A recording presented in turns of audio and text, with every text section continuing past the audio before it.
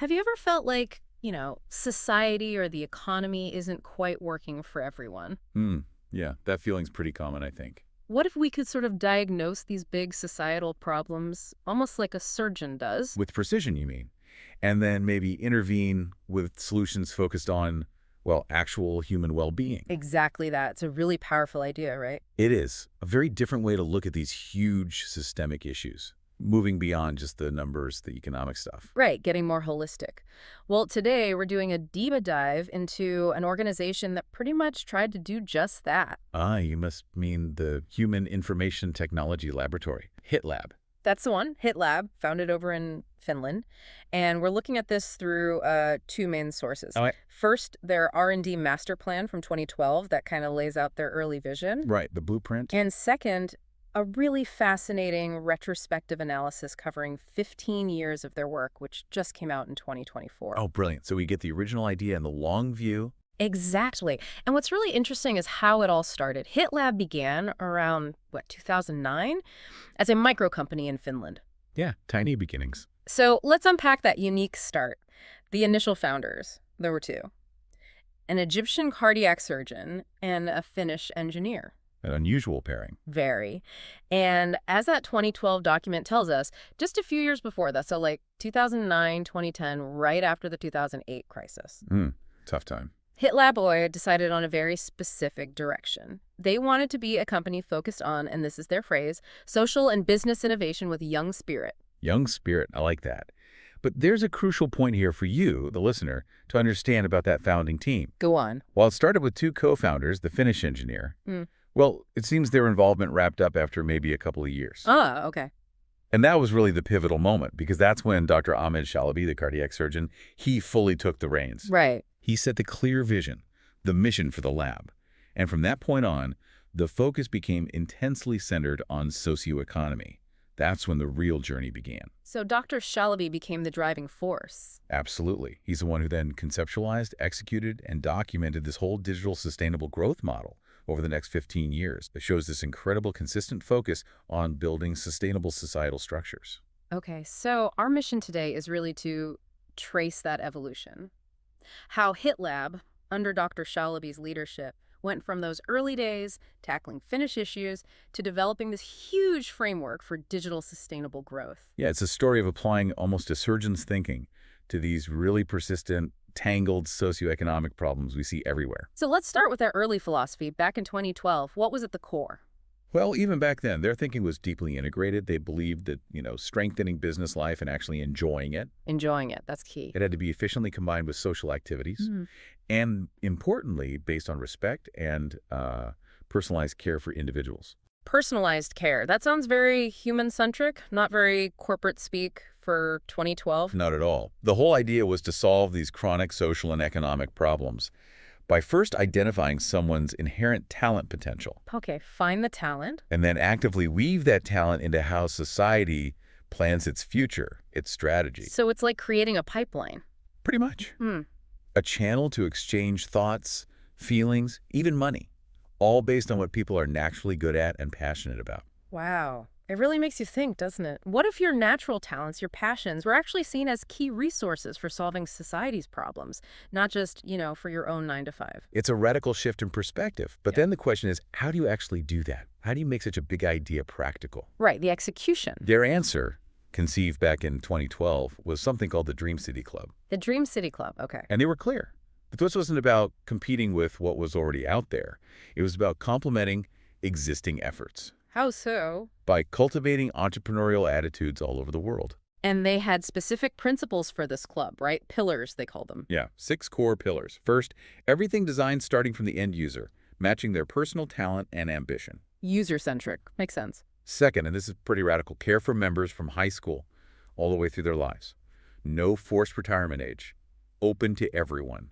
Always. Lifelong engagement. Because talent doesn't expire. Exactly. Third, they saw a vital synergy between social marketing and commercial marketing. They needed to work together. Interesting. Not usually seen as partners. Fourth, the actual programs. Yeah. They'd be developed through crowdsourcing. So real input from the end users working alongside the expert. Collaborative design. Fifth, sustainability was baked in. And the key to that was creating a massive database of talent and ambition. The talent database again? Okay. And sixth, the financial side.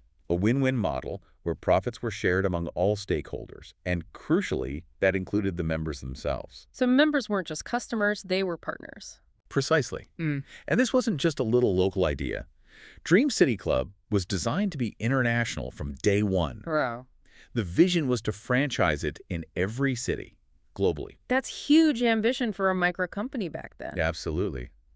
And their aim, they said, was to make members fall in love with entrepreneurship. Yeah. Not only to learn about it. Fall in love with it. Yeah. Fostering talent networking, personalized development. It's about the passion for creating, for contributing. Yeah. Not just the mechanics of business.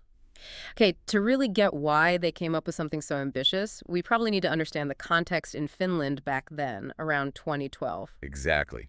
That's the why behind Dream City. Because Finland, despite being ranked best place to live by Newsweek in 2010, Top marks globally.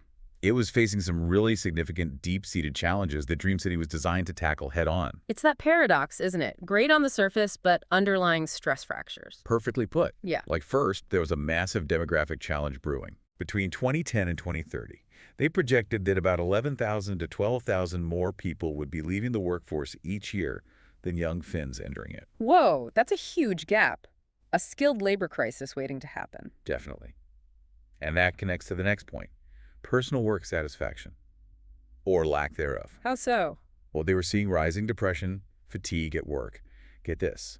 In 2009, a quarter of the people who retired early due to mental health disorders were under 35. 25%, under 35, that's shocking. It really is. Yeah. And youth unemployment was also climbing, even though work is often such a crucial support system for young people.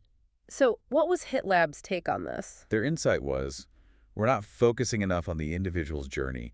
We need better life planning, helping people discover their talents and then find ways to actually share them effectively. And this connected to the education system, too. Oh, absolutely. Finland's education system is world-renowned, right? Yeah. High level. Sure. But HitLab pointed out gaps, like a lack of really concrete guidance counseling for career choices, Finding the right path. which led to high dropout rates, secondary school, vocational, university, all levels. And even for those who graduated, finding a job wasn't easy. You mentioned the employment rate. Yeah, only 68% for recent graduates in 2009, and that was down 3% from the year before. So what was HitLab's prescription? Really robust career guidance, starting way back in high school, continuing through university, helping students find their actual passion, their creative spark.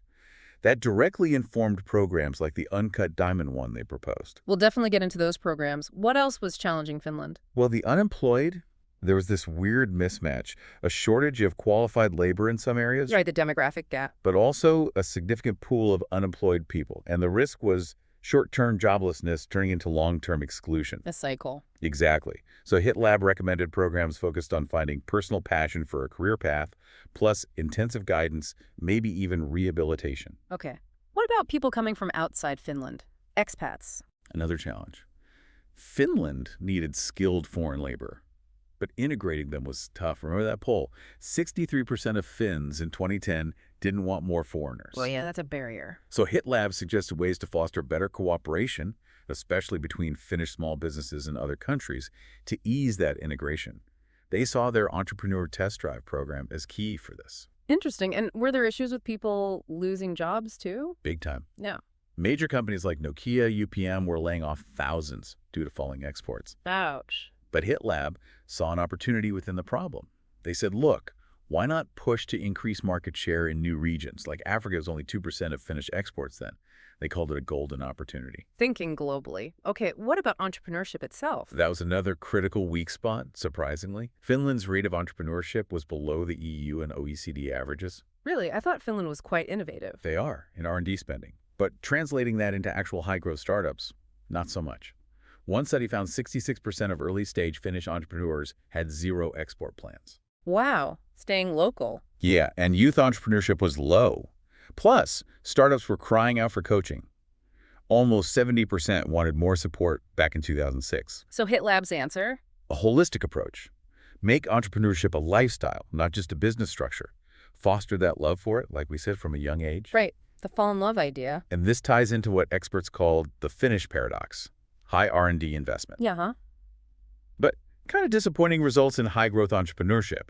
Rurko Oshio pointed this out. So money going in, but not enough dynamic growth coming in. Exactly. And even the process of funding development projects had issues. Huge administrative costs, sometimes up to 60%, and often the projects just fizzled out once the funding stopped.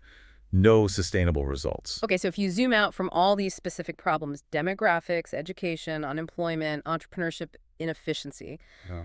what was HitLab's grand diagnosis, the root cause? Their core insight, the connecting thread they saw, was a fundamental lack of an efficient communication channel between the system and the individuals. A communication breakdown. Yeah. And crucially, not enough focus on the individual as the source of innovation. The system wasn't listening to or empowering the people within it. A real disconnect. Like the body's signaling system being faulty. That's a great analogy.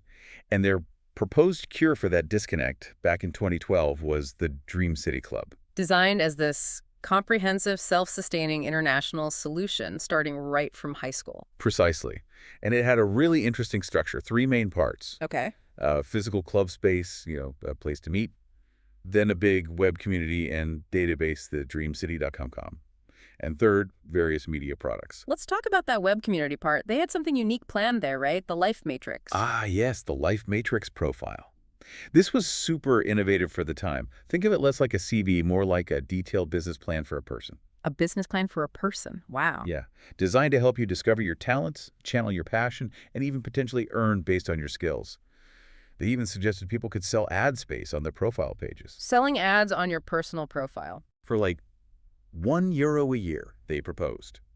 The idea was to empower the individual. And the web community itself. They saw it as a new generation platform, blending social networking with real business tools, giving users power to analyze info, own their pages, rent ad space. So not just for fun or connecting, but a tool for development. Yeah. And maybe income. Exactly. A development tool and a source of income. What about the media products? What were they? They had several ideas. The Dream City talk show, promoting different personality types, maybe using things like MBTI, featuring inspiring role models. Okay. The Dream City Sanomat, a newspaper, but edited by the club members themselves. Giving them a voice. The Inspiration Park, a Yeah. regular festival celebrating creativity, and even a fictional character, Domdi, to sort of guide users through the platform. Quite comprehensive ecosystem. Now, you mentioned specific programs within the club tailored for different people. Yeah, they had phases. Phase 1 was all about cultivating that positive entrepreneurial attitude, building self-awareness. Laying the foundation. Right, so for high schoolers, they had Uncut Diamond. Discover your natural talent, build your first life matrix, apply it in a summer dream project. Hands-on early. Then for university and polytechnic students, From Here to Hero, focused on a career satisfaction formula, more advanced life matrix stuff, even using NLP techniques for subconscious mind management. NLP, interesting. Then Career X-Ray, for people already working, combining elements of the earlier programs to find maybe overlooked talents, and Creativity X-Ray for those in innovative fields, focusing on the innovation process itself, teamwork, efficiency. So that's phase 1, awareness and attitude. What was phase 2? Phase 2 was the entrepreneur test drive. They nicknamed it the Silver Bullet. Okay, sounds dynamic. It was an 11-week training program. Participants got to practice creativity, innovation, marketing, R&D, but in a kind of safe mode. Learning by doing without high stakes. Exactly. Teams would create actual projects within their city, and success was measured by things like community sales value, using those Dream City media brands we mentioned. Real-world feedback. And remember the expatriate integration issue. This phase was explicitly designed to help expats learn the ropes of Finland's socio-business environment. Ah, practical integration support. Smart. Did it go beyond phase 2? Oh yeah, they had plans for the whole life cycle. Fast incubation, the Heracles program, maximum 4 months. Establishment, the Phalanx operation, providing outsourced services like sales, marketing, accounting. Support for launching. Then monitoring and growth, the Excupios program, which included a Godfather service for mentorship and a Gaia service for mergers or expansion. Long-term support.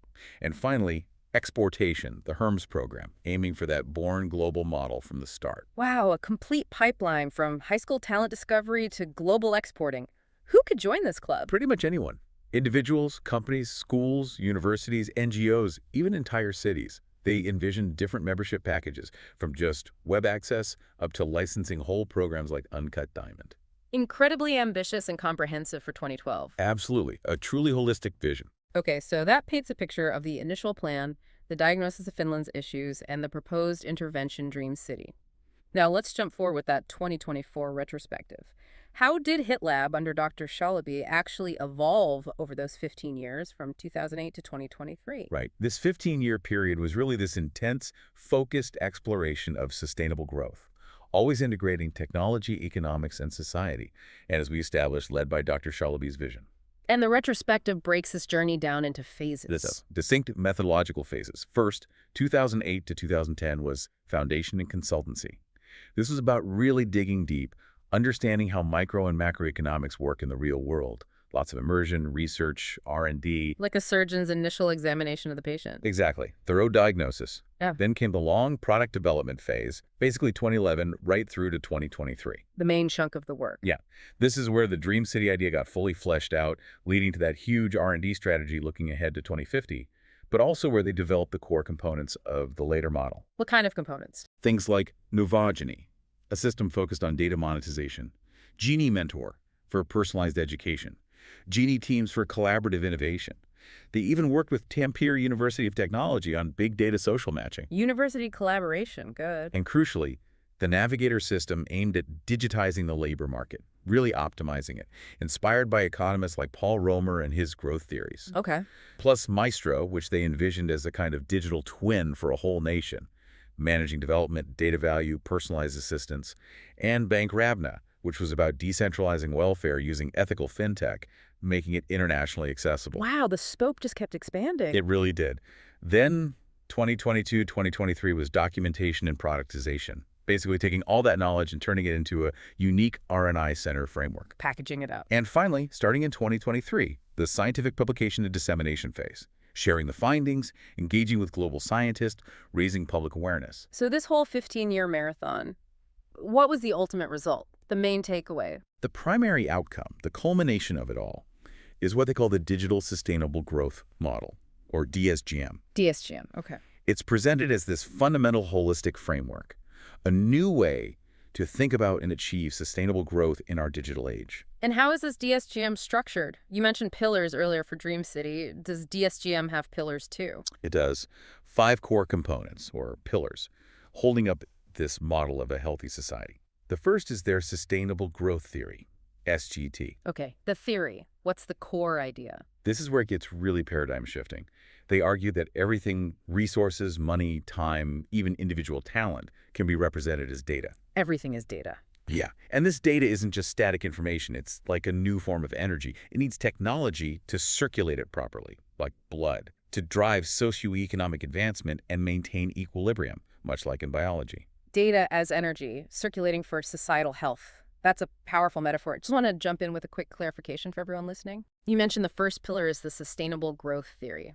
Later on, the fourth pillar involves sustainable growth technology, same acronym, SGT, potentially. Ah, good point. Yes, SGT refers both to the overarching theory and the specific technology needed to implement it, which they also call growth media. We need to keep those distinct. Okay, great. So pillar 1, theory, data as energy. What's pillar 2? Pillar 2 is growth, sustainability, key performance indicators, or GSKPIs. GSKPIs. Sounds like metrics. Exactly, but holistic ones. It's a framework that fuses the usual economic indicators, GDP, innovation, productivity, data, Hard stuff. with critical social indicators, things like marriage rates, birth rates, psychological well-being, even crime rates. Ah, so bringing the social side into the equation equally. Precisely. The goal is to measure the overall equilibrium of society, like a comprehensive health checkup for the entire nation, not just its wallet. Okay, pillar 3. Pillar 3 is the Sustainable State Model, or SSM. This is basically their blueprint for rethinking the modern welfare state for the digital age. Rethinking the welfare state. How? It has core values: achieving peace through equitable equality and smart democracy, using technology to protect freedom and privacy.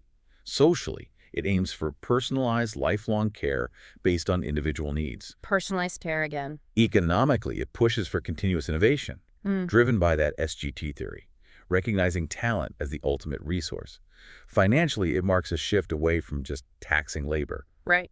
towards transactions based on data value, treating data as a real asset that generates value. And digitally, It envisions this 2047 intelligent virtual state, a safety net against crises, fostering independence. A digital, responsive, human-centric state. Okay, pillar 4. Pillar 4 is the technology itself, the sustainable growth technology, SGT, or what they call growth media.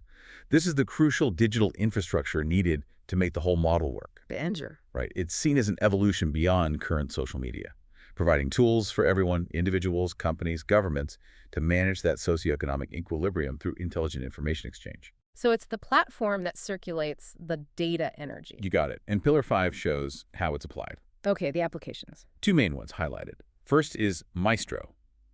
This is envisioned as that nationwide network implementing the sustainable state model, connecting government, companies, individuals, the digital twin of the nation. Digital twin. Heard that before. What powers Maestro? Underneath it is something called the Al-4-Quan framework. This is described as a sophisticated AI training framework, but uniquely tailored to each country's specific values and constitution. Not a one-size-fits-all AI. No. The goal is to contribute to national growth and actually enhance users' cognitive functions, not create dependency. Interesting distinction. What's the other main application? Bankrabna, think of this as the international version of Maestro. Taking it global. Yeah, providing 247 access to socioeconomic services anywhere in the world. It's explicitly aligned with the UN's 17 Sustainable Development Goals, basically democratizing welfare globally. Making support accessible everywhere. That's huge. It is, and throughout this whole 15-year development process, they made what they consider a pivotal discovery. They call it the citizen transaction. The citizen transaction, what's that? It's about fixing that fundamental imbalance we talked about earlier, the one between demand, like businesses needing skills, and supply, like individuals having talent. Okay, balancing the scales. Empowering citizens to actually leverage the value of their own data and contribute their talents continuously throughout their entire lives, from birth to death. Lifelong contribution and value. And the upshot, they argue, is a whole new revenue model, creating continuous income streams for individuals and for society as a whole. Okay, so this whole DSGM framework, why now? What makes it so relevant? Well, they argue it directly addresses a shift in the kind of problems societies are facing.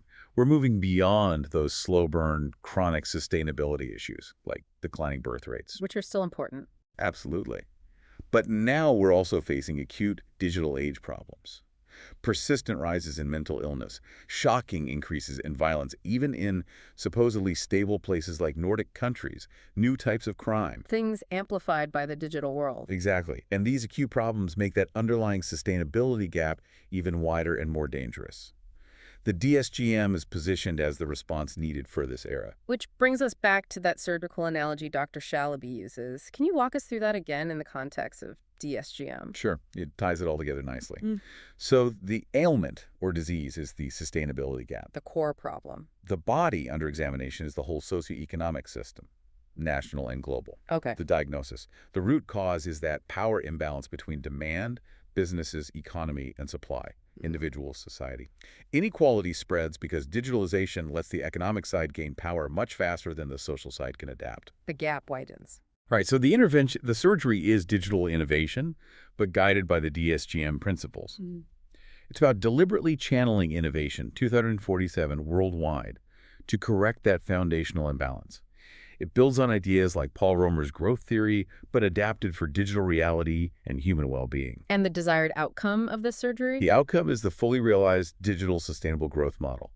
The vision is to essentially automate the labor market and society into a responsive, closed loop, creating a truly smart nation. A healthy, integrated societal body. That's the goal. So reflecting on this whole deep dive, it's quite a journey. Seeing how HitLab, especially driven by Dr. Shalaby's very focused vision, grew from this small Finnish company tackling local issues into a global innovator proposing this entirely new paradigm for sustainable growth in the digital age. It really is a story of moving from treating symptoms to attempting, systemic surgery for global well-being. It really is remarkable. And that core idea they push, that data isn't just passive information, but this active energy source. And that a society could, theoretically, function with the coherence and responsiveness of a healthy human body.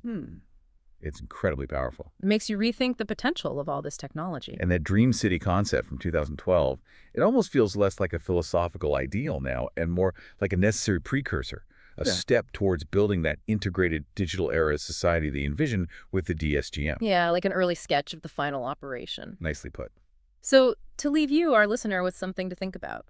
If societies could truly be orchestrated intelligently, precisely like a healthy body, Hmm. with that constant seamless flow of information and response, what might that actually mean for your own life? Hmm. For your sense of purpose, your contribution, your satisfaction in this increasingly digital world? And maybe how could we, as individuals, as communities, start participating in this kind of, well, innovation for peace as one, as they might put it?